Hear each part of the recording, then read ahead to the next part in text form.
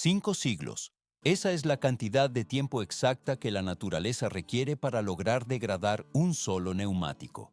En este preciso instante, 1.500 millones de unidades están siendo desechadas de forma simultánea en todo el planeta, lo que genera acumulaciones masivas de residuos tóxicos que resultan perceptibles incluso desde la órbita terrestre. ¿Por qué se ha decidido utilizar un material considerado tradicionalmente como veneno ambiental para la construcción de infraestructura moderna? Durante décadas, estos elementos representaron una de las mayores crisis ecológicas globales, pero actualmente la ingeniería ha logrado convertir este problema en un recurso estratégico.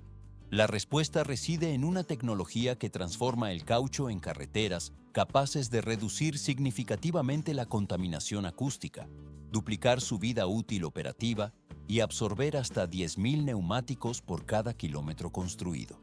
El proceso solo está cobrando fuerza. La escala de estas operaciones industriales supera con creces la percepción común de un vertedero convencional.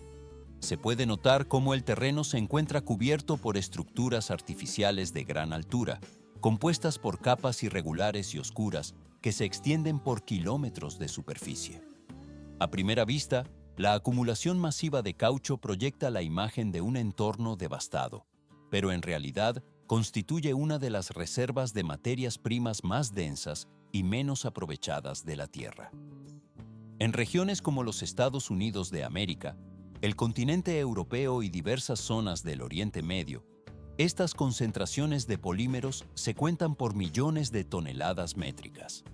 Lo que antes se clasificaba estrictamente como un depósito final de desechos se ha reconvertido en un centro de suministro activo para la industria pesada. Transición al siguiente nivel. La gestión de estos recursos requiere una organización logística que opera con el rigor de una sinfónica mecánica de alta precisión. El equipo moviliza flotas especializadas de transporte de gran tonelaje que no operan bajo la lógica de la recolección de basura doméstica, sino como parte de una cadena de suministro de grado industrial. Se ve cómo las pinzas hidráulicas de los manipuladores de materiales sujetan las estructuras circulares de caucho con una presión constante mientras las depositan en las cintas transportadoras. Cada unidad es inspeccionada para garantizar que el proceso de transformación posterior sea uniforme y libre de contaminantes externos. Más adelante se complica, pues la separación de los componentes metálicos internos del neumático debe realizarse antes de que la goma pase a la fase de trituración primaria. La cámara se desliza a lo largo de las plataformas de clasificación, donde el material se organiza según su densidad y composición estructural. El objetivo final es la fragmentación del polímero en partículas de tamaño milimétrico que se integrarán con el asfalto líquido. El movimiento de los vehículos de carga en estas instalaciones es incesante, manteniendo un flujo de entrada que compensa la velocidad de procesamiento de las plantas de reciclaje.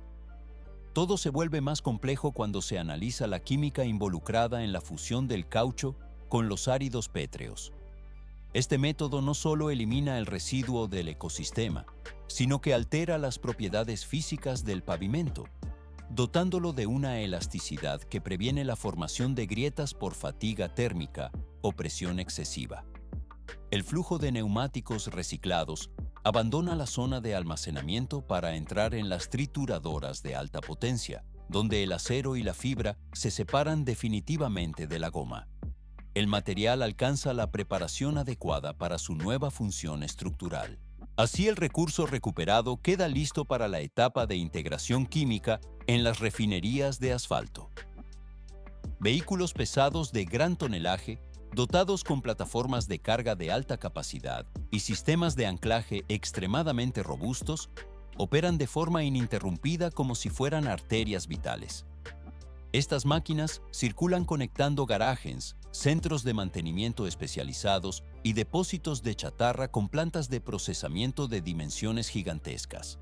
Cada neumático recolectado se retira de la circulación activa de manera preventiva, evitando que acumule agua de lluvia en su cavidad interna y se transforme en un foco de propagación de enfermedades. Pero esto es solo el comienzo. ¿Por qué se invierte tanto esfuerzo logístico en un objeto que ya ha sido desechado por el usuario?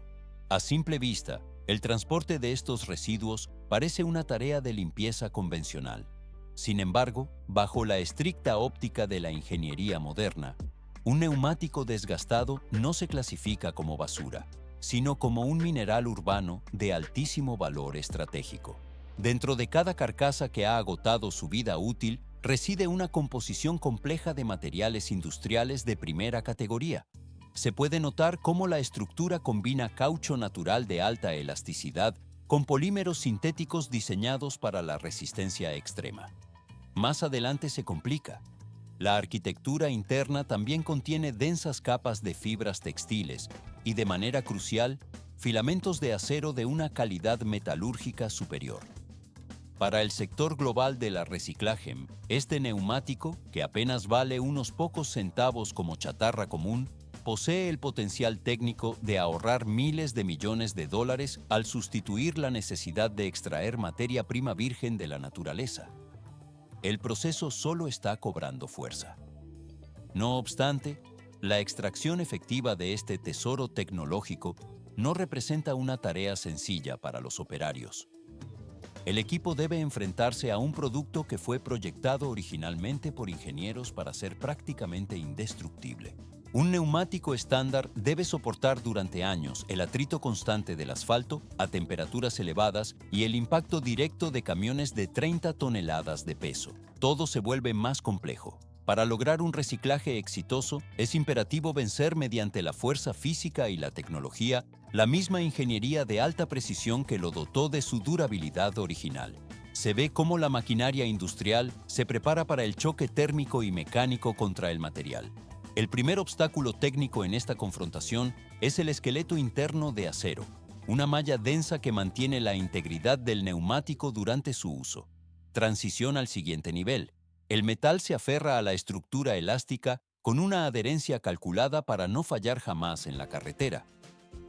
En esta etapa no termina el desafío, pues la separación de los componentes exige una potencia de corte que supere los límites elásticos del caucho. Llegamos ahora a la etapa de un nuevo proceso de transformación mecánica profunda.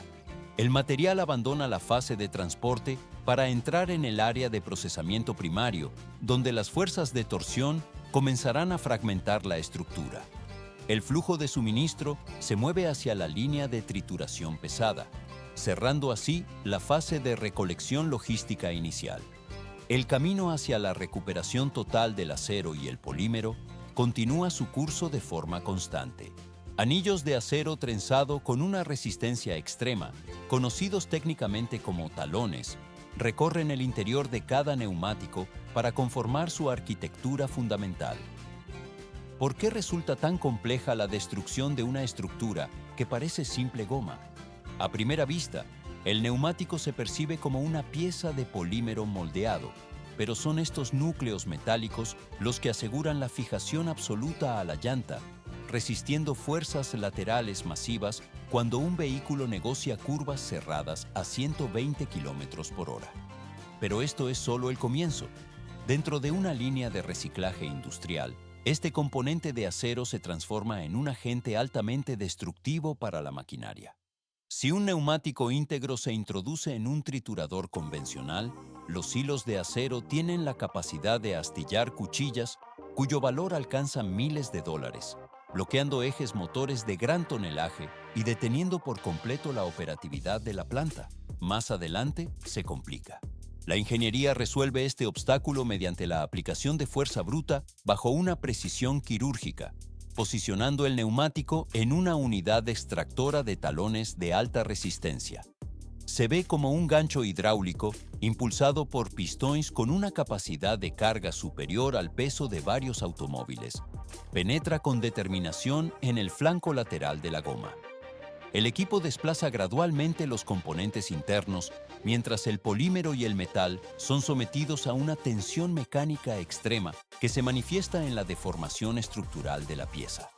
La potencia aplicada es tan abrumadora que la robusta configuración del neumático se retuerce, se dobla y se desmorona con la misma facilidad que el papel. En un intervalo de pocos segundos, El anillo de acero es arrancado con violencia desde el núcleo de la carcasa. El proceso solo está cobrando fuerza. De cada neumático de camión procesado, se obtienen aproximadamente 2 kilogramos de acero al carbono de alta pureza. Se puede notar cómo este metal recuperado no se desecha, sino que se compacta en fardos de alta densidad para su posterior envío a fundiciones especializadas. Allí, el material se somete a temperaturas elevadas para renacer en forma de vigas destinadas a la construcción o piezas para la industria automotriz. Mientras tanto, la carcasa de caucho que ha sido despojada de su esqueleto metálico y ha perdido su rigidez estructural característica, se deposita pesadamente sobre la cinta transportadora. Transición al siguiente nivel. Aunque ha perdido su forma original, la goma ha adquirido una nueva finalidad técnica al quedar libre de los elementos que dañarían las cuchillas encargadas de su pulverización. Antes de que las máquinas de corte procedan a la destrucción total, la materia prima requiere un proceso de purificación profunda. El caucho avanza a través de túneles de lavado especializados donde jatos de agua a una presión inmensa impactan sobre la superficie. El equipo elimina de forma sistemática décadas de acumulaciones de lodo, residuos de aceite de carretera y pequeñas piedras que se encuentran incrustadas en los dibujos de la banda de rodadura. A primera vista, la limpieza parece una fase secundaria, pero en realidad la eliminación de estos contaminantes es una de las tareas más difíciles del ciclo. El material se purifica centímetro a centímetro bajo el flujo constante de agua antes de avanzar hacia la fase de trituración final. El procesamiento posterior solo reforzará su calidad y durabilidad en su nueva forma. 80 toneladas de presión por pulgada cuadrada. Esa es la fuerza que debe aplicarse para procesar los neumáticos más resistentes. ¿Por qué es imperativo que la banda de rodadura esté completamente libre de inclusiones metálicas antes de este paso? A simple vista, un pequeño fragmento de acero parece inofensivo frente a las máquinas pesadas, pero en realidad, cualquier resto de metal fundido podría actuar como un proyectil dentro del mecanismo, provocando daños estructurales severos en el corazón del triturador. Una vez que la goma ha sido limpiada y preparada minuciosamente, se introduce en la cámara de trituración PRIM. 2 milímetros es el diámetro preciso que define ahora a la materia prima. Lo que antes era un neumático de dimensiones gigantescas ha desaparecido por completo, transformándose en toneladas de un polvo fino, negro y sintético que ha sido tamizado y clasificado bajo los estándares más rigurosos de la industria. Pero para la complejidad química del asfalto, esta goma todavía se encuentra en un estado crudo. ¿Por qué la ingeniería exige un tratamiento adicional si el material ya posee la granulometría adecuada? A simple vista, el granulado parece listo para su uso inmediato, pero en realidad requiere una preparación crítica antes de enfrentarse a las altas temperaturas del proceso de mezcla. La superficie de cada grano está cubierta microscópicamente por una capa de humedad y polvo fino que resulta invisible para el ojo humano. Se puede notar cómo el material fluye por las cintas transportadoras, pero este estado oculta un peligro técnico latente.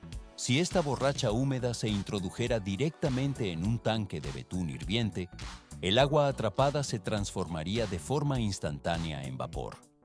Este fenómeno físico generaría burbujas internas que debilitarían la estructura de la carretera, provocando grietas profundas en apenas unos meses. La infraestructura fallaría inevitablemente incluso antes de su inauguración oficial. Más adelante se complica.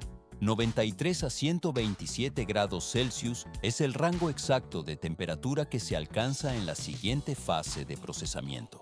Para evitar cualquier fallo estructural, los gránulos se dirigen hacia el interior de un secador rotativo de dimensiones colosales.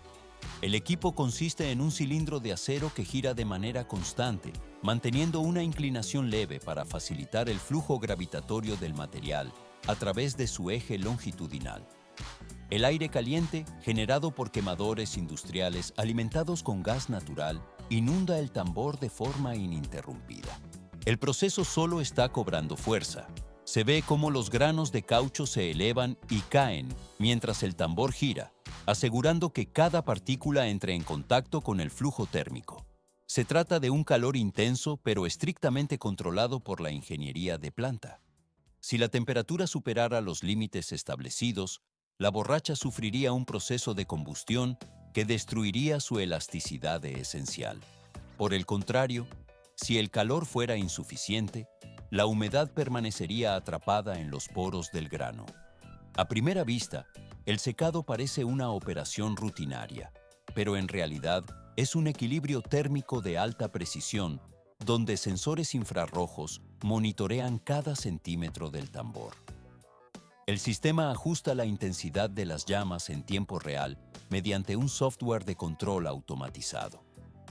A medida que la borracha se desplaza y golpea las paredes internas, el agua se evapora totalmente y la superficie de cada grano se vuelve químicamente activa. Este estado de activación es comparable a preparar una esponja seca para optimizar su capacidad de absorción. Se está acondicionando el material para que sea capaz de integrar el asfalto líquido en la etapa posterior del ciclo productivo. Todo se vuelve más complejo cuando el material abandona el cilindro. La cámara se desliza por la salida del secador, donde el caucho emerge con una temperatura elevada y una sequedad absoluta. En este punto, el material se encuentra en un estado de alta avidez química por el betún, habiendo eliminado cualquier residuo de vapor que pudiera comprometer la integridad de la futura vía. La transformación física ha terminado, dejando los granos preparados para su integración estructural.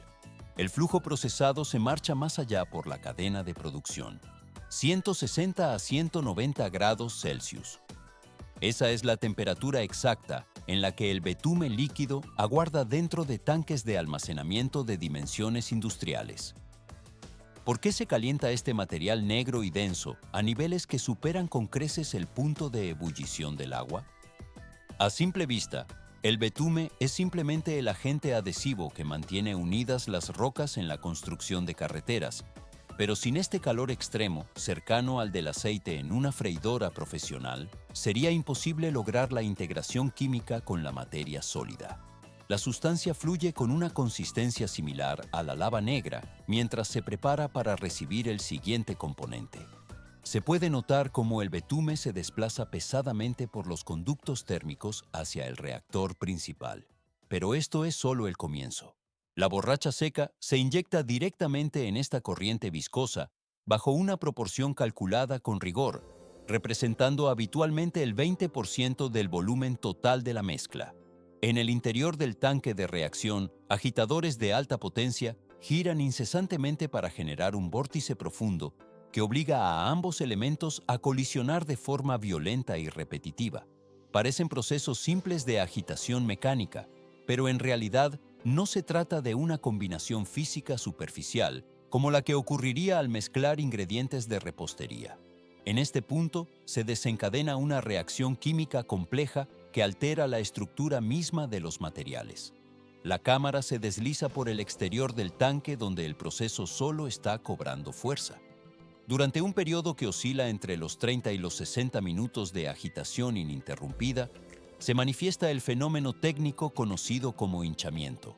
Las partículas de caucho comienzan a absorber los aceites ligeros presentes en la composición del betume, lo que provoca que aumenten su volumen de manera drástica hasta doblar su tamaño original. Se ve cómo la mezcla se vuelve más densa gradualmente, abandonando su estado de líquido ralo para transformarse en una masa gelatinosa de alta resistencia y consistencia robusta. Todo se vuelve más complejo a medida que la estructura molecular se reorganiza internamente, porque esta metamorfosis física es la que otorga al asfalto de caucho sus capacidades mecánicas superiores frente al material convencional. La borracha integrada funciona ahora como un amortecedor de escala microscópica, situado estratégicamente dentro del agente ligante. Esta característica técnica dota a la carretera de una flexibilidad necesaria para soportar el tránsito constante. Cuando un camión de gran tonelaje circula sobre la superficie, la estructura vial se deforma de manera elástica y recupera su posición inicial de inmediato, evitando la aparición de grietas por fatiga. El equipo registra cómo el material híbrido terminado resiste tanto las temperaturas extremas del sol estival como el enfriamiento severo de las heladas invernales. Más adelante se complica, ya que la mezcla debe mantener estas propiedades frente al paso del tiempo. Se está consolidando un compuesto que desafía el envejecimiento estructural mediante la combinación de polímeros y derivados del petróleo. El flujo fundido se marcha más allá por la cadena, finalizando esta etapa de transformación química y física para asegurar una durabilidad prolongada en la infraestructura. El material abandona el reactor, pasando a una fase tranquila antes de su aplicación definitiva. 149 grados Celsius es la temperatura máxima con la que el asfalto caucho abandona el tanque de mezcla para iniciar una carrera contra la termodinámica. ¿Por qué el factor tiempo se vuelve el enemigo más implacable del proceso justo en este instante? Aunque la mezcla parece lista para su uso, el enfriamiento ambiental comienza a actuar de forma inmediata sobre la masa viscosa. Si la temperatura descendiera sin control antes de su colocación, el material perdería las propiedades elásticas necesarias para una adherencia perfecta sobre el firme. Pero esto es solo el comienzo.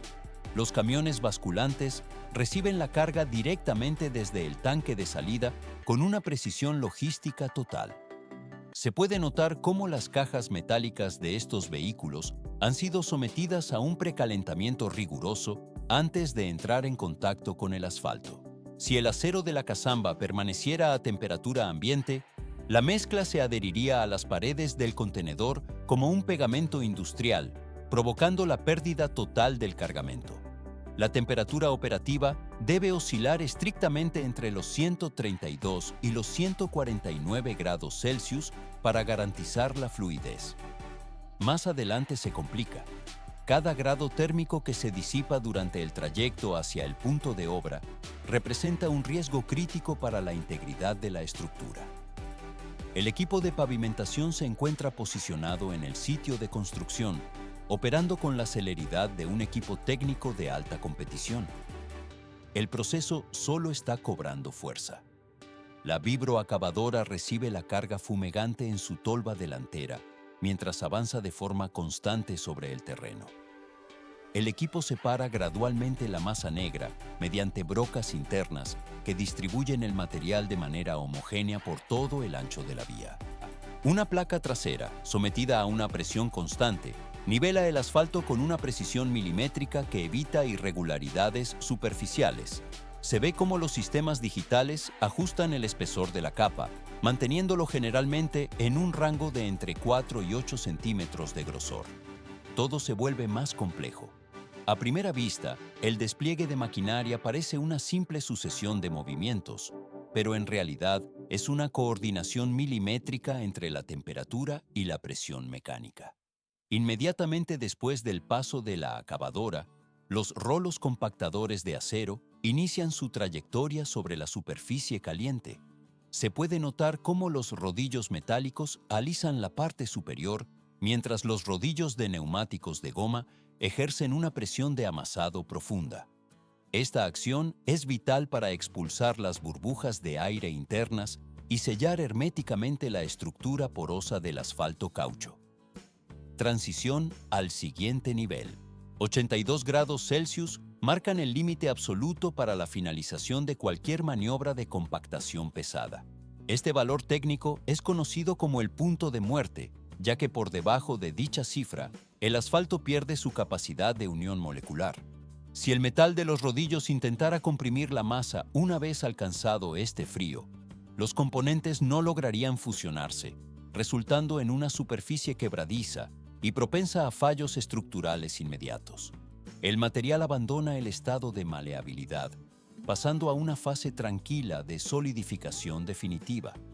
El proceso cierra esta fase, abriendo el camino a la formación final de la infraestructura.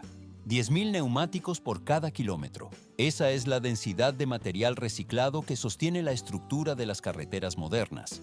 Si el equipo técnico ejecuta las maniobras con éxito, La masa líquida vertida sobre la base se transforma en cuestión de pocas horas en una plataforma sólida y resistente. Esta superficie queda preparada para soportar el tránsito constante de millones de toneladas durante varias décadas de uso intensivo. Pero esto es solo el comienzo. ¿Qué ocurre realmente cuando, tras 20 años de servicio, esta superestructura alcanza finalmente su límite de desgaste? A primera vista, el material parece haber llegado al final de su vida útil, pero en realidad posee una capacidad de regeneración infinita. El asfalto se distingue como uno de los escasos componentes industriales en el planeta, capaz de ser reciclado de forma cíclica, sin que su esencia técnica sufra degradación alguna. En esta etapa no termina su utilidad. Fresadoras de dimensiones masivas avanzan sobre el pavimento antiguo, utilizando tambores rotatorios equipados con dientes de carburo para rasgar la superficie. Se ve cómo estas máquinas desintegran la carretera vieja, convirtiendo las capas agrietadas en fragmentos manejables mediante un proceso de trituración mecánica inmediata. Este material recuperado, conocido técnicamente como pavimento asfáltico reciclado, o RAP por sus siglas en inglés, es recolectado y transportado de regreso a la planta de procesamiento. El proceso solo está cobrando fuerza. 1800 revoluciones por minuto es la velocidad a la que giran los trituradores de impacto dentro de las instalaciones de reciclaje. El equipo descompone gradualmente las piedras antiguas y el betume que se ha endurecido por la oxidación y el paso del tiempo hasta pulverizarlos por completo. Posteriormente, el material se somete a un recalentamiento controlado en hornos rotatorios, donde se combina con agentes rejuvenecedores químicos y una fracción de asfalto virgen. Transición al siguiente nivel. La composición resultante regresa a las calles para ser extendida nuevamente por las pavimentadoras. Se puede notar cómo la goma de los neumáticos antiguos permanece integrada en la mezcla, circulando dentro de la infraestructura básica y cumpliendo ciclos de vida sucesivos sin interrupción. Se establece así un circuito cerrado donde la culminación de una vía de transporte representa, literalmente, el punto de origen de una nueva construcción. Más adelante se complica. La ingeniería moderna permite reescribir el destino de los materiales que antes se consideraban contaminantes persistentes. Los depósitos masivos de neumáticos usados, que tardarían 4000 años en degradarse de forma natural, dejan de ser una amenaza ambiental para convertirse en materia prima.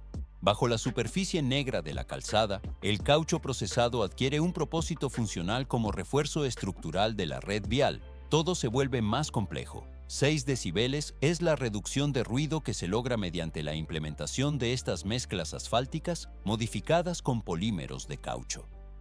Además de la mitigación acústica, la tecnología aplicada permite que el pavimento presente una resistencia superior ante la aparición de grietas térmicas y estructurales. El equipo separa gradualmente los residuos del entorno, integrándolos en una superficie que limpia el medio ambiente mientras facilita el flujo de la economía global. Cualquier recurso industrial puede ser transformado si se aplica la lógica técnica y la maquinaria adecuada para su procesamiento. Las aspas de las mezcladoras giran incesantemente para garantizar que no exista desperdicio, sino componentes a la espera de una aplicación eficiente. El ciclo de producción alcanza su cierre definitivo con la consolidación del material en una nueva capa de rodadura. El acero y el caucho se asientan en su posición final bajo el rodillo compactador. El procesamiento posterior solo reforzará su calidad y durabilidad en el tiempo. El material está listo para moverse a la siguiente fase de procesamiento sin prisa. Con la aplicación de la tecnología correcta, cada elemento cumple su función técnica dentro de la cadena. El acero alcanza la preparación para la forma y el asfalto recuperado se estabiliza totalmente. Esto pone fin a la fase actual. 60 millones de kilómetros. Esa es la extensión total estimada de los cables eléctricos que, en este preciso instante, envuelven la superficie de nuestro planeta. Esta cifra representa una longitud suficiente para rodear la circunferencia de la Tierra 1500 veces de manera consecutiva. ¿Cómo puede un filamento de metal de pocos milímetros, confinado tras el concreto de una pared, conducir energía suficiente para abastecer una urbe sin colapsar por el calor? A primera vista parece una propiedad natural del material, pero en realidad es el resultado de una secuencia técnica de fuego, presión mecánica y una precisión microscópica absoluta. La conducción eléctrica eficiente requiere una estructura molecular sin fisuras que solo se logra mediante procesos industriales extremos. La historia de cada conductor de energía no tiene su origen en un laboratorio aséptico, sino en el entorno hostil de una mina a cielo abierto. Pero esto es solo el comienzo. La ingeniería debe enfrentarse directamente a la resistencia de la corteza terrestre en un despliegue de fuerza bruta controlada. Se puede notar cómo el suelo vibra bajo el peso de la maquinaria pesada, transmitiendo el pulso constante de la actividad extractiva. En estas canteras de cobre y bauxita, que se expanden a lo largo de varios kilómetros como incisiones profundas en la geología, máquinas de dimensiones titánicas operan sin interrupción durante las 24 horas. Para acceder a la veta mineral con valor comercial, los ingenieros ejecutan el desplazamiento de masas de roca equivalentes a montañas enteras. El proceso solo está cobrando fuerza. Todo se inicia mediante la aplicación de una violencia calculada a través de explosivos de alta potencia. Brocas de perforación industrial penetran la roca sólida con una rotación incesante, creando decenas de pozos con una profundidad de 15 metros. Estas cavidades se cargan con detonantes específicos, distribuidos según un plan de fragmentación predeterminado. Cuando se activa la señal de ignición, la detonación fractura miles de toneladas de estrato rocoso en milisegundos. Se ve cómo el polvo se asienta lentamente tras la explosión, revelando los fragmentos de mineral que ahora están listos para ser recolectados por palas mecánicas de gran tonelaje.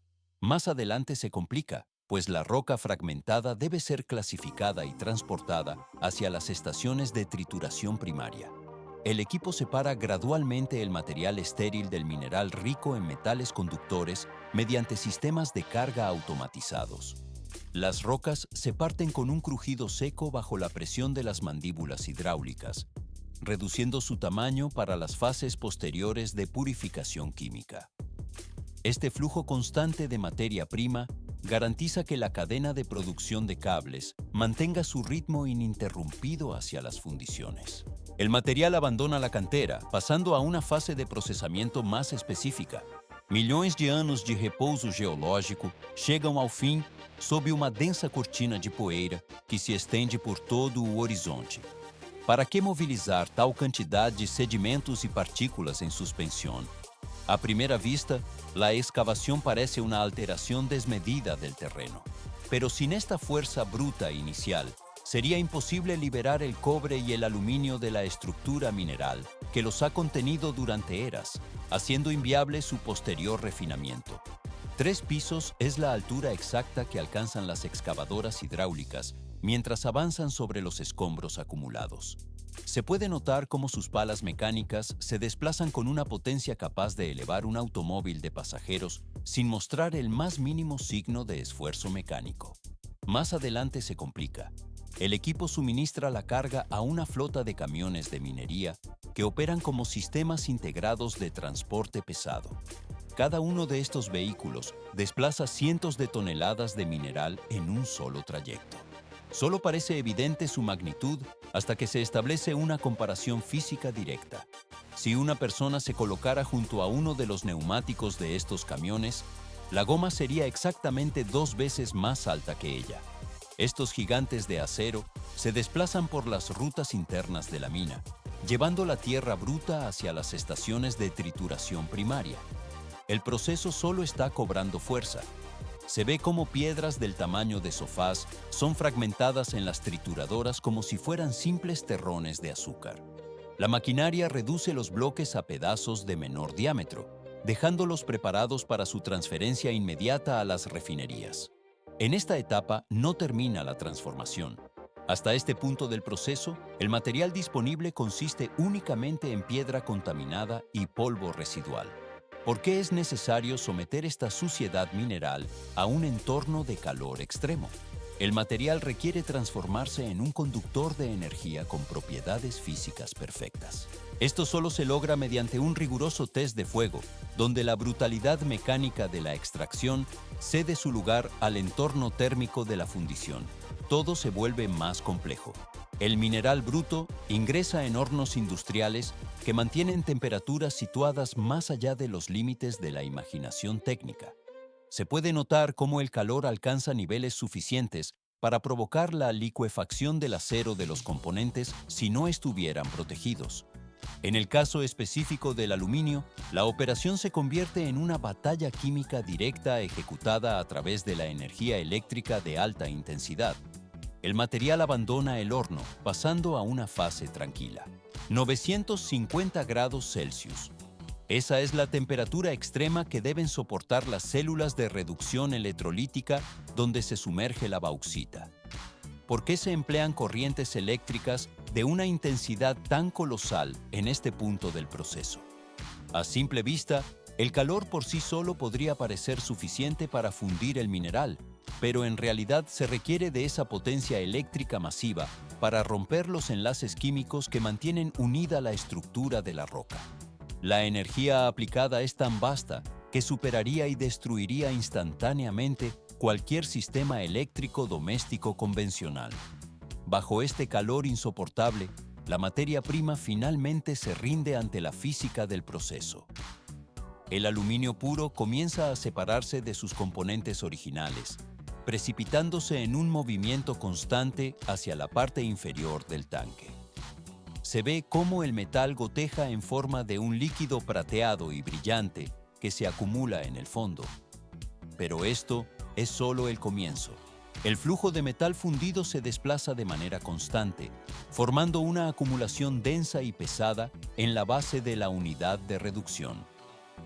Para el cobre, el tratamiento técnico resulta ser todavía más riguroso y exigente. Este metal debe atravesar una serie de baños electrolíticos donde la electricidad cumple la función de un filtro microscópico de alta precisión. El proceso solo está cobrando fuerza. Los impulsos eléctricos arrancan cada átomo de impureza de forma individual hasta que el material alcanza un nivel de pureza del 99,9%. Cualquier registro inferior a esa cifra se considera inaceptable para los estándares de la industria pesada. Una única partícula de suciedad que permanezca en la estructura podría desencadenar un cortocircuito fatal a muchos kilómetros de distancia en la red de distribución. Se puede notar cómo el metal líquido, ahora completamente purificado e incandescente, es vertido en moldes de acero de gran espesor. Transición al siguiente nivel. El enfriamiento del material no puede ocurrir de manera aleatoria o descontrolada bajo ninguna circunstancia. Sistemas de enfriamiento forzado entran en operación para gestionar la temperatura del bloque. Se observa cómo los aspersores rocían agua a presión directamente contra las paredes del molde de acero. El equipo garantiza que la capa externa del metal se endurezca instantáneamente por el choque térmico, mientras que el núcleo interior se mantiene caliente y maleable por más tiempo. El metal se posa en una estructura sólida y definida dentro del contenedor. Barras masivas y lingotes sólidos son el resultado de este control térmico tan estricto. Estas piezas industriales irradian un brillo rojo anaranjado intenso que denota la energía térmica que aún conservan en su centro. A primera vista, la producción de estos bloques parece el final del camino, pero en realidad un bloque sólido de metal no tiene la capacidad funcional de transportar electricidad hacia las zonas residenciales. El material ahora es puro y estructuralmente estable, pero todo se vuelve más complejo. Los lingotes deben someterse a una transformación mecánica profunda para alcanzar su utilidad final en la cadena de suministro. Centenas de toneladas de pressão são aplicadas no exato instante em que o lingote quente entra na linha de laminação. O metal ainda irradia um calor intenso, enquanto avança entre os cilindros metálicos. Por que o aço endurecido precisa ser submetido a uma força 600 graus Fahrenheit? Essa é a temperatura precisa que o metal deve alcançar para recuperar sua integridade física após o processamento mecânico. Depois de ser puxado, esticado e forçado através de fieiras de diamantes industriais, o material apresenta um estado de estresse estrutural extremo. Sua configuração interna torna-se rígida e perigosamente quebradiça sob essas condições de pressão. Por que o metal se comportaria de forma tão frágil após a trefilação? A resposta reside na deformação de sua rede atômica, que acumula tensões microscópicas durante o estiramento. Se houvesse qualquer tentativa de dobrar o fio nesse estágio, ele se partiria com a mesma facilidade que o vidro temperado. A cura para essa rigidez ocorre no interior das câmaras de recozimento especializadas. Pode-se notar como o fio entra gradualmente nesses fornos selados, que operam como compartimentos de estabilização térmica para metais exaustos. Antes do aquecimento, o oxigênio é removido mecanicamente da atmosfera interna da câmara. Isso é feito para evitar que o fio sofra oxidação, ferrugem ou manchas superficiais indesejadas durante o processo. Mas isto é apenas o começo. O calor sobe de forma controlada até atingir o patamar térmico estabelecido. Esta temperatura não possui energia suficiente para derreter o condutor, mas fornece o calor exato para que os átomos no interior da estrutura relaxem.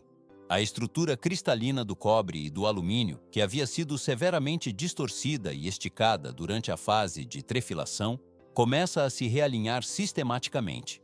Pode-se observar como o equipamento mantém a estabilidade térmica enquanto a rigidez estrutural desaparece por completo. A tensão interna acumulada simplesmente evapora sob a influência do calor. Todo o processo se torna mais complexo à medida que o tempo de exposição é monitorado por sensores de precisão. Quando o fio emerge da extremidade oposta da câmara, sua aparência externa parece inalterada, mas sua natureza mudou de forma fundamental. O material que antes era propenso à ruptura, agora se apresenta macio e extremamente flexível. O metal se posiciona com uma maleabilidade que permite dobrá-lo, torcê-lo e enrolá-lo sem que ocorra qualquer tipo de fratura mecânica. Trata-se de uma transformação invisível, mas absolutamente vital para a continuidade da produção. Sem esse suspiro térmico específico, nenhum cabo condutor no mundo possuiria a funcionalidade necessária para operar. Mais adelante se complica. A existência de fios flexíveis e perfeitos permite que a fabricação avance para a etapa de unificação. Chegou o momento de transformar esses elementos individuais em algo mais resistente do que a simples soma de seus componentes. A transagem representa um dos momentos de maior precisão mecânica dentro de toda a unidade industrial. Um único fio fino permanece sendo uma peça frágil isoladamente. No entanto, se o sistema unir dezenas de unidades similares, cria-se uma corda metálica dotada de uma força de tração incrível. Transição ao nível seguinte. Equipamentos de dimensões massivas, comparáveis. Giro constante de la gallola. Esta es la acción mecánica que define el inicio de la formación del cable dentro del cuerpo de la máquina. ¿Por qué el movimiento circular de las bobinas es tan crítico para la integridad del producto final? A primera vista, las bobinas parecen simplemente girar en círculos perfectos, creando un vórtice prateado en el aire. Pero este movimiento está sincronizado para que los hilos individuales sean traccionados hacia un punto de convergencia central, denominado el nariz de la máquina, donde la estructura comienza a tomar una forma definida. Se ve cómo los hilos se entrelazan unos sobre otros, bajo una precisión geométrica absoluta que no admite desviaciones. Pero esto es solo el comienzo. Los ingenieros deben calcular el ángulo exacto de esta torsión mediante parámetros técnicos rigurosos. Una torsión demasiado cerrada provocaría que el cable resultante fuera excesivamente rígido, lo que conlleva un desperdicio innecesario de metal precioso. Por el contrario, si la torcedura es demasiado laxa, el conductor corre el riesgo de desmoronarse por completo durante los procesos de instalación. Todo sucede en un borrón de movimiento constante donde el equipo opera a altas revoluciones. El ruido ambiente se transforma en un zumbido rítmico y persistente mientras los sistemas de control trabajan al límite. Sensores de alta precisión monitorizan la tensión de cada hilo individual de forma ininterrumpida. Si un solo filamento, incluso uno con un grosor inferior al de un cabello humano, llega a partirse en medio de este proceso acelerado, la máquina se detiene de forma instantánea mediante frenos automáticos. Más adelante se complica, pues la perfección es el único estándar de calidad permitido en la línea de producción. Lo que emerge por el extremo opuesto de la maquinaria ya no consiste en un conjunto de hilos dispersos y desordenados. El resultado es un conductor unificado que posee características mecánicas duales. Es tan flexible como una cuerda para facilitar su manejo, pero conserva la resistencia estructural de una barra de acero sólida. Su función principal es la capacidad de conducir la corriente eléctrica necesaria para el suministro de energía cotidiano. Sin embargo, en este estado actual del proceso, el conductor representa un riesgo físico extremo. Si una persona estableciera contacto con el metal desnudo mientras éste se encuentra bajo tensión eléctrica, las consecuencias serían fatales. El material requiere de forma obligatoria una armadura protectora que lo aísle del entorno. Transición al siguiente nivel. Entra en juego la especialización técnica aplicada a la protección de materiales conductores. El núcleo metálico se dirige ahora hacia la línea de extrusión para recibir su piel protectora, conocida técnicamente como el aislamiento. Se puede notar cómo el conductor de metal brillante se desliza lentamente hacia el cabezal de aplicación. En grandes silos prateados de dimensiones industriales, se almacenan toneladas de pequeños gránulos de compuestos plásticos. Estos materiales pueden ser cloruro de polivinilo o polietileno de grado especial, diseñados para resistir altos voltajes y condiciones ambientales adversas. Las partículas se presentan en forma de pequeñas cuentas de color blanco, que aguardan a ser procesadas térmicamente. El equipo separa gradualmente los lotes de material granulado para su entrada en el sistema de calentamiento. Se ve cómo los granos caen de forma constante desde las tolvas superiores para alimentar la extrusora. El proceso solo está cobrando fuerza mientras los polímeros se preparan para su transformación física. Desde aquí, la materia prima sólida se convertirá en una capa protectora homogénea que recubrirá el núcleo de metal de manera ininterrumpida. El material abandona la zona de almacenamiento, pasando a una fase de fundición controlada. Centenas de milhares de pequenos grânulos de polímero são sugados para o interior de uma extrusora industrial de alta potência. Por que o sistema se assemelha a uma pistola de cola quente de proporções gigantescas? A resposta reside no mecanismo interno, onde o plástico é aquecido gradualmente até atingir o estado de uma pasta viscosa e totalmente homogênea. Mas isto é apenas o começo. O plástico derretido é injetado sob pressão constante ao redor de um fio de metal central. O núcleo metálico atravessa o centro exato de uma cabeça de aço endurecido, enquanto o revestimento o envolve. Se pode notar como o material polimérico se acomoda ao redor do condutor com uma precisão medida em micrômetros, lembrando o processo de encapar um objeto cilíndrico de forma contínua. Mais adiante se complica. A camada isolante de plástico deve manter uma concentricidade absoluta em relação ao centro do metal. Apenas parece evidente que a espessura seja uniforme, mas em realidade qualquer desvio milimétrico compromete a segurança. Se a parede plástica for mais fina em um dos lados, a eletricidade encontra um ponto de menor resistência por onde pode escapar. O processo só está cobrando força. Falhas catastróficas ou incêndios elétricos são as consequências diretas de um isolamento assimétrico.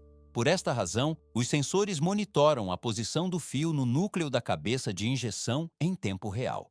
O equipamento garante que o plástico envolva o metal em uma camada protetora impenetrável e equilibrada.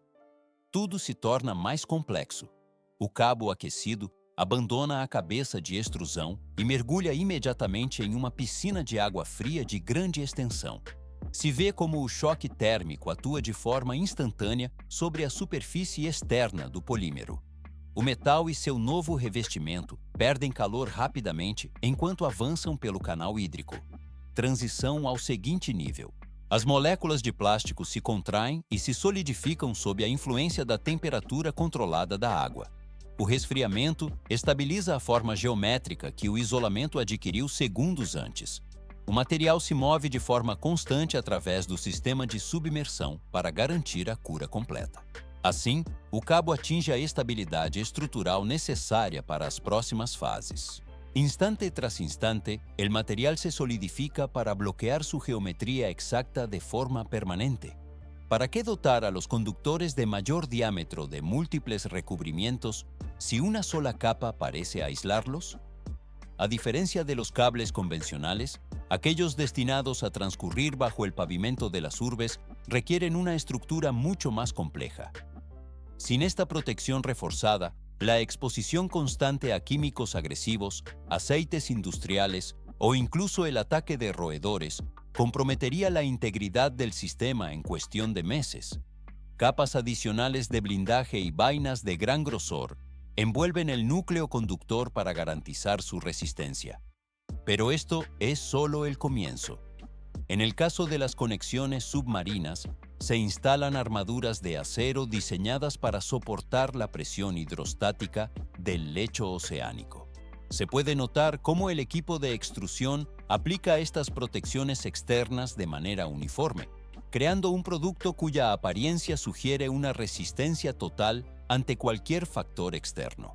A primera vista, el cable terminado parece ser un elemento industrial indestructible, pero en realidad, la planta de producción no permite que el azar determine la durabilidad de su manufactura, por lo que somete a cada lote a procesos de estrés extremo. El metal se posa en los bancos de prueba antes de recibir la autorización para su distribución comercial. En esta etapa no termina la vigilancia, pues la unidad de control de calidad se transforma en un entorno de exigencia máxima para el material. Las consecuencias de un error en este punto son críticas y no permiten margen de tolerancia. Una ruptura en el aislamiento no se traduce únicamente en un corte de suministro doméstico, sino que puede derivar en la interrupción eléctrica de complejos hospitalarios o el inicio de incendios en estructuras de gran altura. Por esta razón, el protocolo se inicia con la ejecución de la prueba de rigidez dieléctrica. Transmisiones de voltaje muy por encima de los parámetros de operación nominal atraviesan el núcleo de cobre o aluminio. Los ingenieros monitorizan los paneles de control en busca de cualquier fuga de corriente o degradación en el polímero aislante. Se ve cómo el sistema de medición busca debilidades internas con una precisión microscópica. El proceso funciona de manera análoga a la presión de aire en un globo. Si existe un defecto estructural, la falla se manifestará mediante una descarga controlada dentro del entorno seguro del laboratorio. Más adelante, se complica la evaluación con los ensayos de tracción mecánica. Máquinas hidráulicas ejercen fuerzas de estiramiento progresivas hasta alcanzar el límite de ruptura técnica. El objetivo es asegurar que la unión entre el núcleo metálico y las capas de plástico mantenga su cohesión bajo tensiones mecánicas severas. Mientras tanto, fragmentos de la producción se introducen en cámaras de combustión para verificar el comportamiento del aislamiento frente a la exposición directa al fuego. El equipo observa si el material resiste la propagación de las llamas o si sucumbe ante el calor extremo. Todo se vuelve más complejo cuando los cables son sometidos a temperaturas de congelación extrema. Se busca garantizar que el revestimiento no presente fisuras ni pérdida de elasticidad durante los periodos invernales más rigurosos del planeta. Los sensores térmicos registran la estabilidad del compuesto, mientras láseres de alta frecuencia escanean la superficie del cable a gran velocidad. Este escaneo detecta irregularidades que resultan imperceptibles para la visión humana, asegurando una textura exterior perfectamente lisa. Rayos X atraviesan las capas de plástico para inspeccionar el posicionamiento del metal en el centro geométrico del conducto. El equipo permite visualizar la simetría interna de manera no destructiva, garantizando que el espesor del aislamiento sea constante en toda la circunferencia. La cámara se desliza a lo largo del trayecto de inspección, verificando cada milímetro de la estructura interna. El procesamiento posterior solo reforzará su calidad y durabilidad. Apenas el cable que sobrevive a la totalidad de los rigurosos procesos anteriores recibe el sello definitivo de aprobación técnica. ¿Por qué se somete a cada milímetro de material a un examen tan exhaustivo antes de su salida? Una falla mínima en el aislamiento o la conductividad podría provocar un colapso en sistemas críticos. Por esta razón, el producto final se enrolla de forma automatizada en enormes carretes de madera o acero de alta resistencia. El equipo de logística pesa, etiqueta y prepara cada unidad para su distribución internacional inmediata. Se puede notar cómo los carretes se apilan en los patios de almacenamiento, donde su geometría circular recuerda a monedas de proporciones industriales dispuestas para ser desenrolladas en trincheras, postes y estructuras urbanas. El proceso solo está cobrando fuerza. 60 millones de kilómetros de cable se producen para sostener una industria global que movimenta 200.000 millones de dólares anualmente. Pero esto es solo el comienzo. Detrás de cada conductor oculto en las paredes existe un sobreviviente de un ciclo de fabricación extremo. El material nace de una detonación controlada en una mina de cobre y atraviesa una fundición química de alta temperatura. Se ve cómo el metal es esticado por hileras de diamante y posteriormente curado mediante la aplicación de calor preciso. Todo se vuelve más complejo.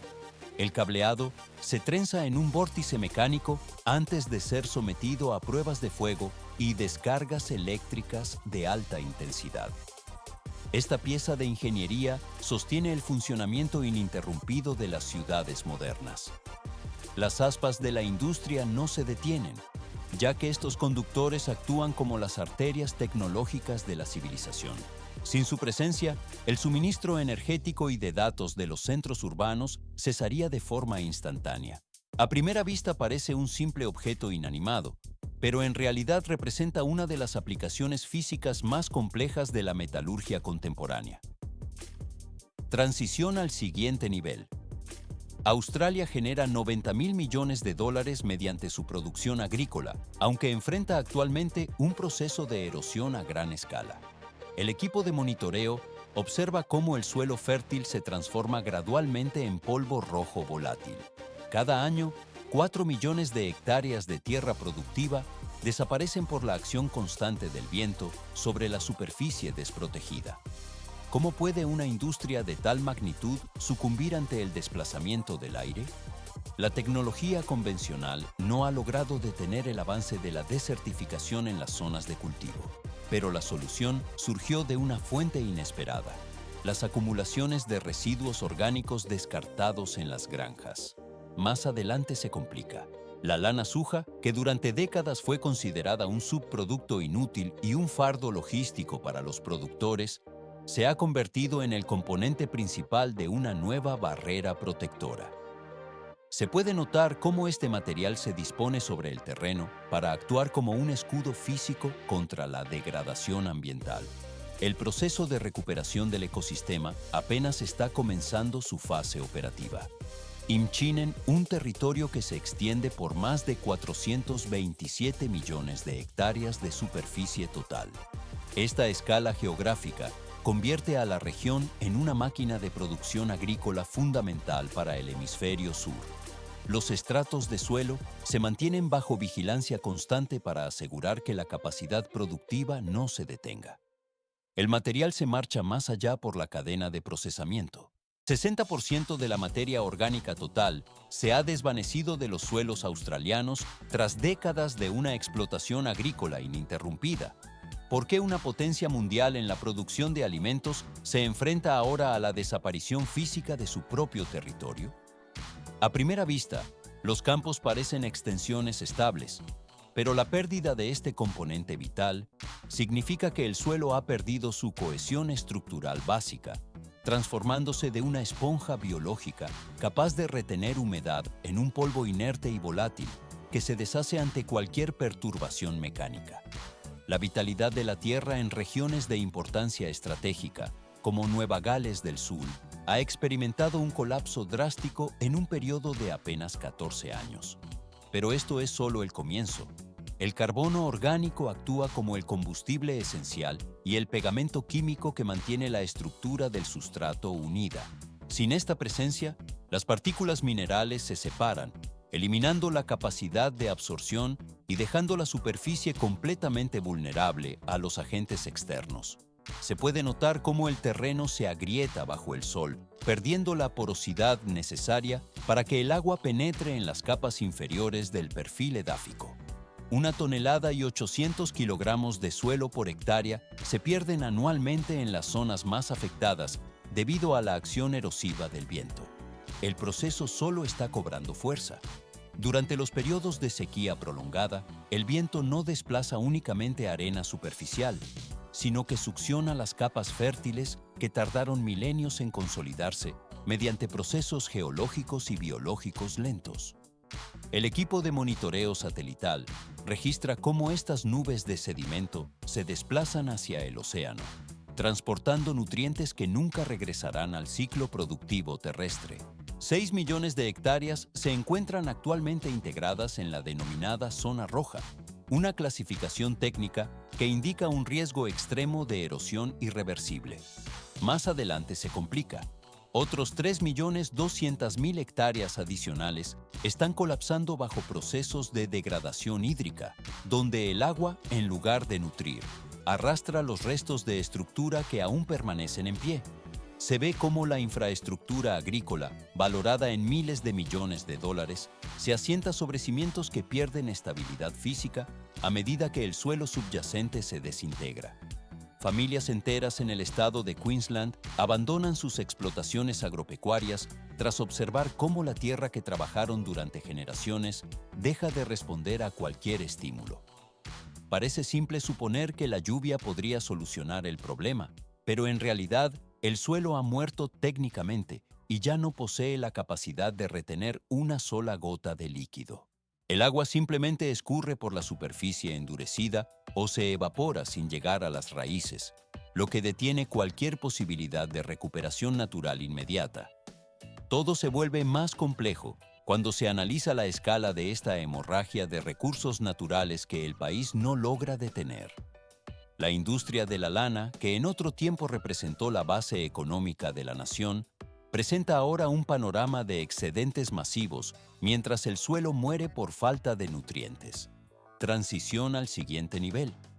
En los almacenes y celeiros se acumulan restos de una producción que antes era sinónimo de riqueza, pero que hoy forma parte de un desequilibrio sistémico.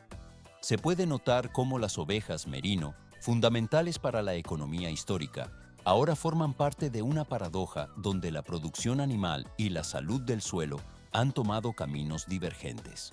El metal de las cizallas y la maquinaria de procesamiento permanece estático frente a una crisis de regeneración que requiere una intervención técnica profunda.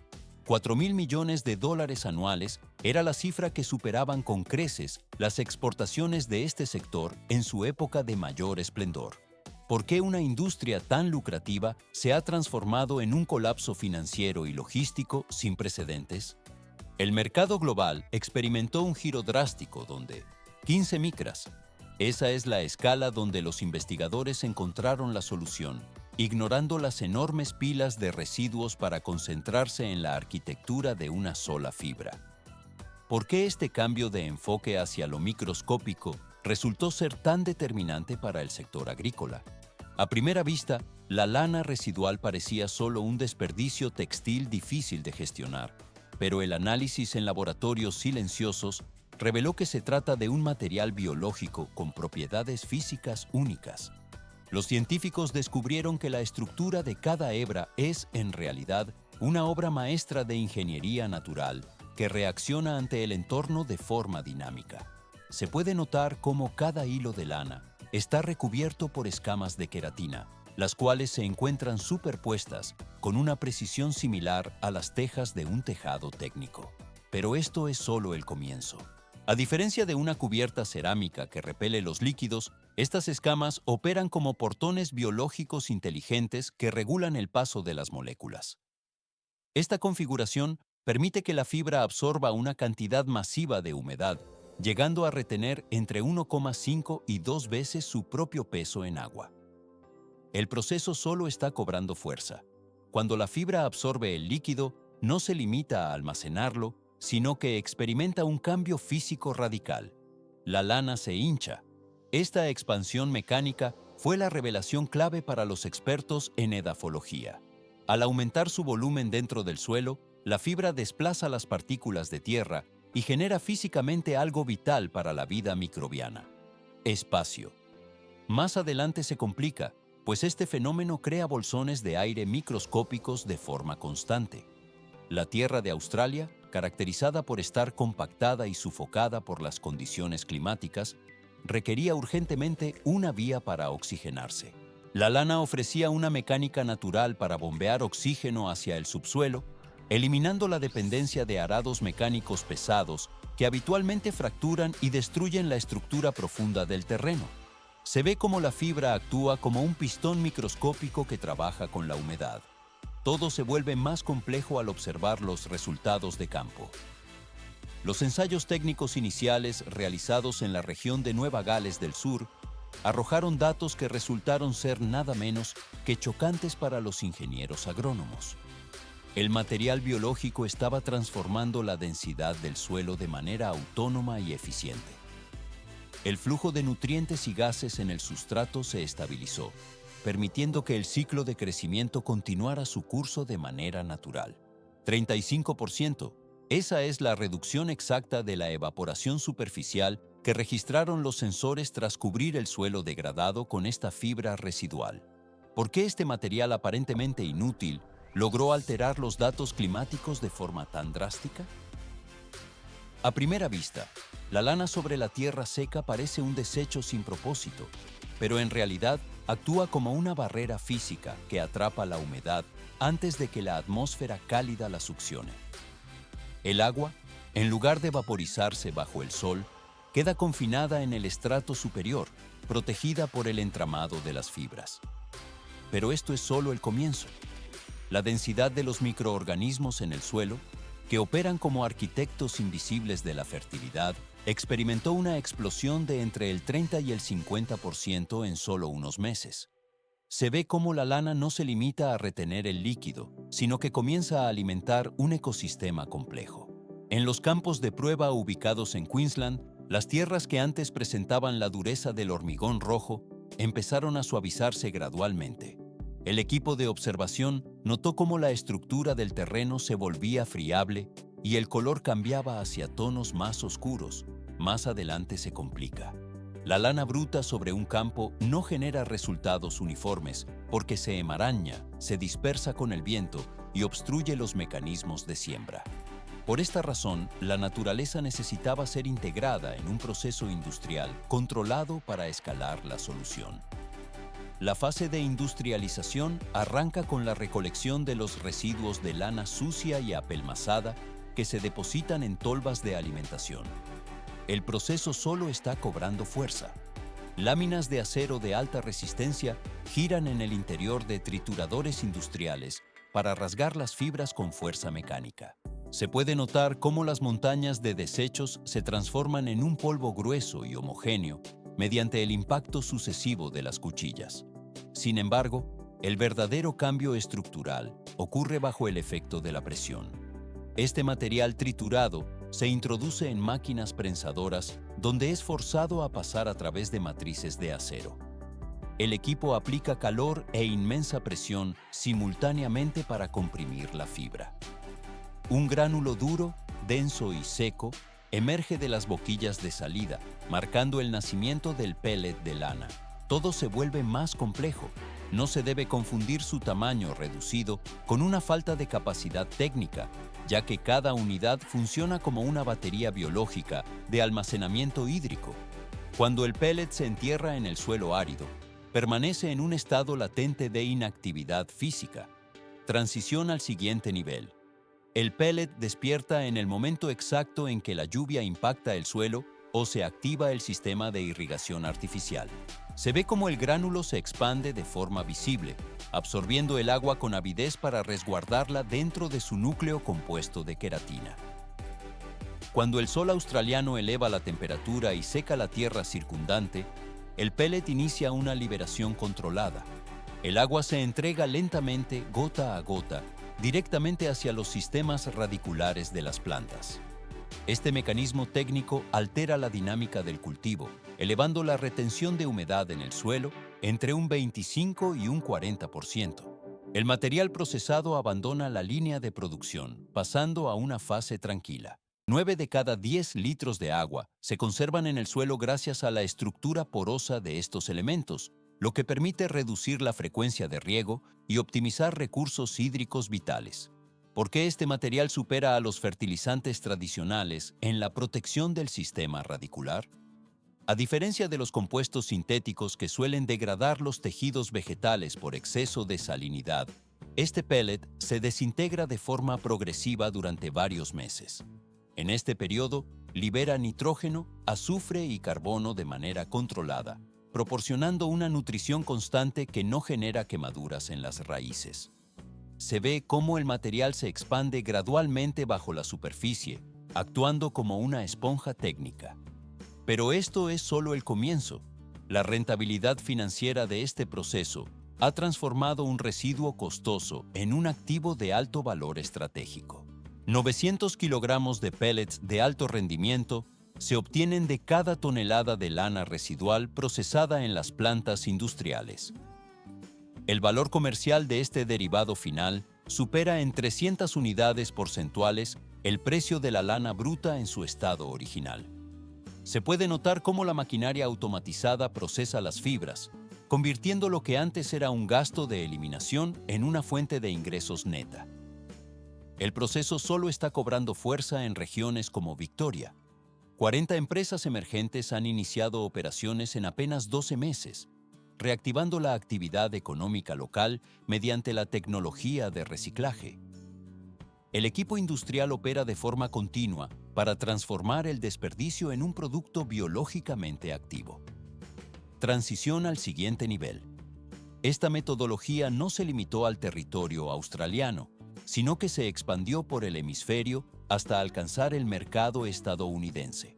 Millones de paneles solares cubren actualmente las zonas áridas de Texas y California como parte de la infraestructura de transición energética. Estas instalaciones se configuran como vastas extensiones de vidrio y silicio que requieren un mantenimiento técnico riguroso. Sin embargo, estas centrales de generación eléctrica enfrentan un obstáculo físico persistente: el crecimiento descontrolado de la vegetación herbácea. Si las plantas superan una altura crítica, proyectan sombras sobre las celdas fotovoltaicas, disminuyendo drásticamente la eficiencia de conversión de energía. Todo se vuelve más complejo al intentar gestionar estos entornos. Equipos de operarios utilizaban anteriormente maquinaria de combustión interna y agentes químicos agresivos para controlar el suelo. Este método resultaba extremadamente costoso y presentaba riesgos operativos elevados, ya que el impacto de proyectiles accidentales podía fracturar los paneles. Las aspas de las cortadoras elevaban nubes de polvo que se depositaban sobre los sensores de precisión, degradando el rendimiento del sistema. A primera vista, la limpieza mecánica parecía la única opción técnica, pero en realidad generaba un impacto ecológico negativo en el suelo. La tecnología de los pellets de lana encontró una aplicación inesperada al ser integrada en la gestión de estos parques solares. El material se posa en una capa uniforme bajo las estructuras para inhibir el crecimiento de especies invasoras mientras estabiliza el terreno. Más adelante se complica la logística, pero la eficiencia aumenta. Surgió entonces una propuesta para sustituir por completo el uso de motores de gasolina por una solución biológica integrada. Las máquinas comenzaron a ser reemplazadas por sistemas vivos que interactúan directamente con el entorno industrial. Se observa cómo el ciclo de mantenimiento se vuelve autónomo al introducir elementos que regulan la vegetación sin intervención mecánica constante. El proceso pasa suavemente a la transformación final. 700% de eficiencia biológica es lo que define al pastoreo solar o solar grazing. ¿Para qué utilizar maquinaria pesada en el mantenimiento de las centrales fotovoltaicas? A primera vista, la limpieza de la vegetación parece requerir cortadoras industriales y equipos complejos, pero en realidad, el uso de ovellas elimina la necesidad de sistemas mecánicos, ya que estos animales funcionan como cortadores de vegetación autónomos de altísima precisión. Su diseño natural les permite navegar con soltura por debajo de las estructuras metálicas, esquivando el cableado sin riesgo de cortes accidentales. Se puede notar cómo el rebaño se desplaza con suavidad entre los soportes de acero de los paneles.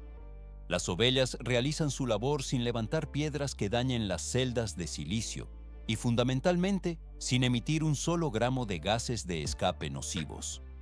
El impacto operativo de esta integración es masivo. Las quintas solares que han implementado este método registran una reducción del 70% en el uso de fertilizantes y herbicidas químicos. Pero esto es solo el 5 metros. Esa es la longitud promedio que alcanzan las pitones birmanas, los superpredadores que dominan actualmente los ecosistemas de Florida. ¿Por qué estas serpientes se convirtieron en un problema de escala biológica imposible de detener? A primera vista, parecen máquinas biológicas invulnerables sin depredadores naturales. Pero la realidad técnica es que su expansión fue el resultado de una falla masiva en la contención industrial tras un desastre natural. El proceso solo está cobrando fuerza.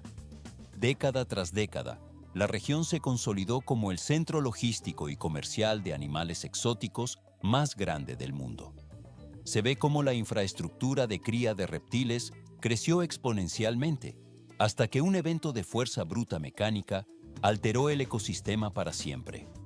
1992 fue el año en que el huracán Andrew, una tormenta de categoría 5, impactó contra las instalaciones de producción. La fuerza del viento actuó como un martelo gigante, destruyendo las jaulas y liberando cientos de crías directamente hacia el sistema hidráulico de los pantanos. Pero esto es solo el comienzo. Recientemente, en la profundidad de los humedales, el equipo de investigación localizó los restos de un macho alfa apodado Loki, de 45 libras de peso. Se puede notar cómo el cuerpo estaba brutalmente desmembrado y decapitado bajo una capa de agujas de pino. ¿Quién posee la potencia física necesaria para desmantelar a un predador de este calibre en su propio terreno? Más adelante se complica.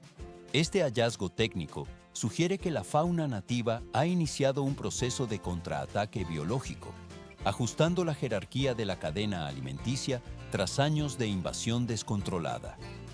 Transición al siguiente nivel.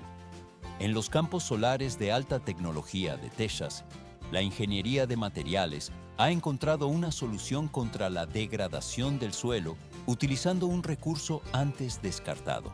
Pellets de lana, procesados a partir de material considerado anteriormente como desperdicio, funcionan ahora como un escudo térmico de alta eficiencia. Parece un proceso simple de gestión de residuos, pero en realidad estos pellets están diseñados para combatir la sequía extrema mediante la retención de humedad a nivel microscópico. La fibra natural, que protege a las ovejas de las bajas temperaturas, actúa ahora como una armadura técnica que resguarda el suelo del calor radiante. Todo se vuelve más complejo. Estos rebanos ya no se gestionan únicamente para la producción de carne o fibra textil, sino como herramientas de mantenimiento para la infraestructura energética renovable. El equipo separa gradualmente los conceptos de desecho y recurso mediante la aplicación de estos materiales en zonas críticas. Se observa cómo el velo de lana se descompone lentamente, nutriendo la tierra y estabilizando el ecosistema local bajo los paneles solares. Y esto no es el límite. La naturaleza demuestra que sus herramientas desarrolladas durante millones de años poseen una eficiencia técnica superior a las máquinas pesadas. La integración de procesos biológicos en entornos industriales permite una regeneración que la tecnología mecánica no puede replicar por sí sola. El concepto de residuo se redefine así como una falta de aplicación técnica o imaginación en la cadena de suministro. El material abandona el ciclo de desperdicio, pasando a una fase tranquila de utilidad ambiental sostenida. 30.000 y 300.000 unidades biológicas operan actualmente en los pantanos tras una falla de contención catastrófica. ¿Cómo es posible que una población invasora tome el control de un ecosistema entero en tan poco tiempo? A simple vista, parece una ocupación accidental, pero en realidad estas criaturas poseen un diseño biológico orientado específicamente a la dominación absoluta de su entorno. La anatomía de una pitón birmana funciona como un sistema de ingeniería de alta precisión para la captura de recursos. Su mandíbula no actúa como una boca convencional, sino como un mecanismo de carga expansible capaz de abrirse hasta 25 centímetros. Se puede notar cómo esta apertura, equivalente al diámetro de un plato de cena, permite la entrada de volúmenes de materia orgánica masivos. Más adelante se complica. Científicos han registrado casos de estos ejemplares ingiriendo ciervos enteros de 35 kilogramos de peso, una transferencia de masa que parece desafiar las leyes de la física. El proceso solo está cobrando fuerza. Una vez que la presa ha sido introducida, la verdadera mecánica pesada se activa en el interior del organismo del reptil. El cuerpo entra de forma inmediata en un estado de superproducción metabólica extrema para procesar la carga. 40% es el incremento físico exacto que experimenta el corazón de la pitón para bombear el flujo necesario durante la digestión. Al mismo tiempo, las enzimas digestivas se multiplican 40 veces en el tracto gástrico. El equipo biológico transforma al animal en un reactor interno que disuelve hueso y tejido muscular con una eficiencia total. Todo se vuelve más complejo. El impacto de este mecanismo de consumo sobre el ecosistema local se mide en cifras de devastación industrial. Las poblaciones de mapaches han sufrido una caída del 90% en las zonas donde operan estos depredadores. En el caso de los zarigüeyas, el 14%. Ese es el porcentaje exacto de las serpientes pitón monitorizadas que han encontrado su destino final dentro del estómago blindado de un depredador local. ¿Por qué este dato está alterando tan drásticamente las proyecciones de los biólogos en los Everglades? A primera vista, la invasión de las serpientes parecía imparable debido a su capacidad de crecimiento exponencial, pero en realidad, la fauna autóctona ha comenzado a ejecutar una contraofensiva biológica sin precedentes. Este fenómeno no representa un evento aislado de supervivencia, sino el inicio documentado de una insurgencia táctica por parte de las especies nativas. Pero esto es solo el comienzo de un cambio sistémico. Se puede notar cómo la tecnología de monitoreo ha capturado lo que los ecologistas definen como una evolución comportamental en tiempo real dentro de la reserva Big Cypress. Las cámaras de alta resolución han registrado a un lince desenterrando sistemáticamente los nidos de una pitón, operando con una precisión casi quirúrgica. El felino no se limita simplemente a ingerir los huevos para su alimentación, sino que los aplasta con sus mandíbulas y oculta los restos bajo la maleza. Esta acción sistemática funciona como una operación de sabotaje biológico que interrumpe el ciclo reproductivo del invasor. Más adelante, se complica la situación para las serpientes. El pequeño combatiente ha descubierto que estas máquinas biológicas de asfixia también tienen puntos vulnerables. El aprendizaje de la fauna local ha permitido que ejemplares más pequeños aprendan a derribar a gigantes que los superan ampliamente en dimensiones físicas. El equipo de observación ha filmado cómo el lince maniobra alrededor del nido, evitando el contacto directo con la madre mientras destruye el futuro de la descendencia. El proceso solo está cobrando fuerza en diferentes frentes del ecosistema. Mientras esta guerra terrestre gana nuevos participantes, en las profundidades de las aguas turbias, los antiguos señores feudales de los pantanos han decidido reclamar su dominio territorial. Los alligatores americanos, protegidos por escamas óseas refinadas durante 7 millones de años de evolución, han comenzado a interceptar activamente a las pitones en los canales de navegación. Se ve cómo estos reptiles masivos patrullan los bordes de la vegetación acuática, esperando el movimiento ondulatorio de las serpientes. Todo se vuelve más complejo bajo la superficie del agua. La física de estos encuentros se define por una brutalidad técnica absoluta. No se trata de pequeñas escaramuzas, sino de colisiones mecánicas de alta energía entre dos depredadores de élite. Un alligator posee una de las mordidas más potentes registradas en el reino animal, capaz de ejercer presiones que superan los miles de libras por pulgada cuadrada. Se puede notar cómo el equipo de los alligatores utiliza su estructura ósea para resistir los intentos de constricción mientras preparan el contraataque. Transición al siguiente nivel de la confrontación. Cuando el alligator cierra sus mandíbulas sobre el cuerpo de la pitón e inicia el giro de la muerte, la fuerza torsional aplicada es devastadora. La estructura vertebral de la serpiente se somete a una tensión mecánica que supera su límite de elasticidad, provocando que la columna se quiebre con un sonido seco y contundente que resuena en el ambiente como una detonación. El equipo de rastreo ha confirmado mediante señales de telemetría que el dominio de las pitones ya no es absoluto en estas zonas húmedas. El metal de la cadena alimenticia vuelve a forjarse con la intervención de los depredadores originales. Los datos indican que la resistencia de los habitantes locales ha pasado de ser pasiva a ser una fuerza de choque activa y letal.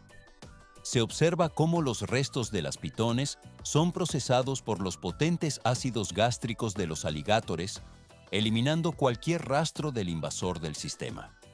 La superioridad técnica de la evolución local está equilibrando una balanza que parecía perdida para la biodiversidad regional. Este procesamiento natural marca el cierre de un ciclo de depredación que reajusta las posiciones de poder en el pantano.